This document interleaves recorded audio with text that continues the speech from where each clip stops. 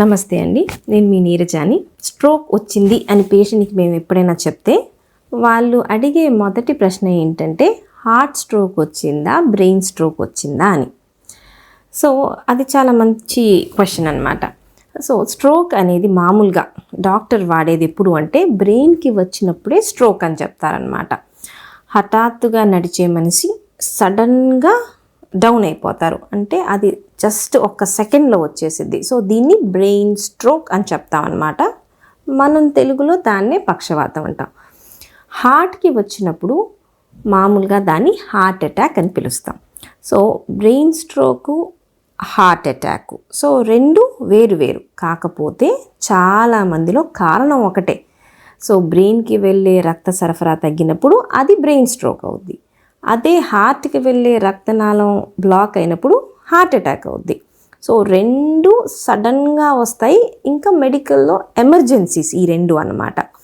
రెండిటికి కారణాలు ఒకటే, మళ్ళీ షుగరు, బీపీ, పెద్ద వయసు, స్మోకింగు, చెడు అలవాట్లు, కొలెస్ట్రాల్, ఇవి రెండిటికి కామనే బ్రెయిన్ స్ట్రోక్కి, హార్ట్ అటాక్కి.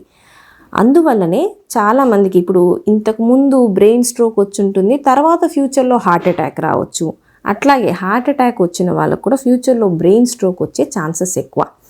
ఇప్పుడు పేషెంట్ ఎవరైనా స్ట్రోక్ పేషెంట్ హాస్పిటల్కి వస్తే స్ట్రోక్ చిన్నదైనా సరే పేషెంట్ నడుస్తున్నా మాట్లాడుతున్నా అడ్మిట్ చేస్తాం.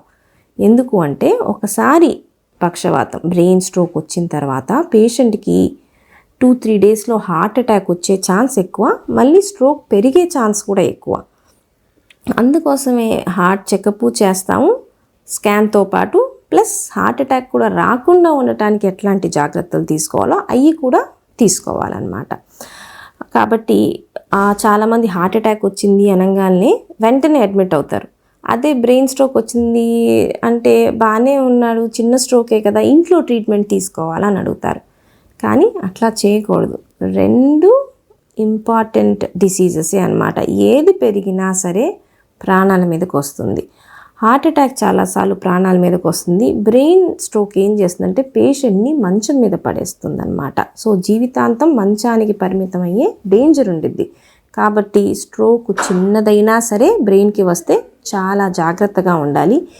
రెండిటికి ట్రీట్మెంట్ వెంటనే స్టార్ట్ చేయాలి, లైఫ్ లాంగ్ ట్రీట్మెంట్ తీసుకోవాలి. ఆయుర్వేదాలో తీసుకుంటే కొన్ని రోజుల్లో తగ్గిపోయిద్ది అన్నారు, హోమియోలో తగ్గిపోయిద్ది అన్నారు, మీరేంటి జీవితాంతం తీసుకోండి అని చెప్తున్నారు అని చాలామంది అడుగుతారు. వ్యాలిడ్ క్వశ్చనే, కాకపోతే ట్రూత్ వయసు పెరిగితే కానీ వయసు వెనక్కి వెళ్ళదు. కాబట్టి మనకు ఒకసారి పక్షవాతం వస్తే మళ్ళీ వచ్చే ఛాన్సు జీవితాంతం ఉండిద్ది. కాబట్టి మన పని మళ్ళీ వచ్చినప్పుడు ట్రీట్ చేసుకోవడం కాదు, రాకుండా మనల్ని మనం కాపాడుకోవడం. దానికోసం ఎప్పటికీ మనం ట్రీట్మెంట్ తీసుకోవాల్సిందే.